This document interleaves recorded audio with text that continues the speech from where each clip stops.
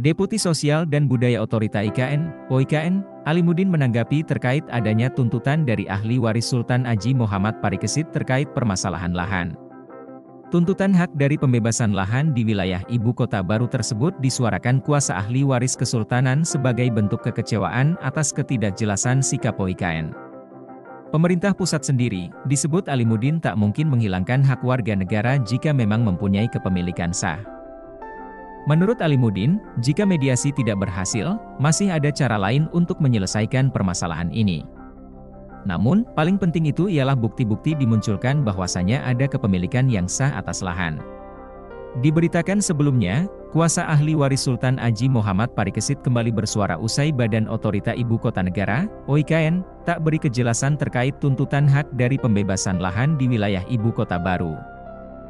Sebagai representasi budaya dari suatu daerah, pemimpin masa kini sepeninggal kerajaan terdahulu diharap para keturunan Sultan AM Parikesit tetap bisa menghargai adat budaya serta mengakui keberadaan para kuasa ahli waris.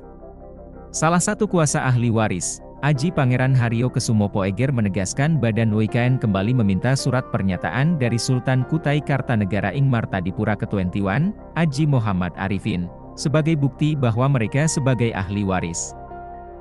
Padahal surat pernyataan itu sudah pihaknya lampirkan, dan telah ditandatangani oleh Sultan Kutai Kartanegara.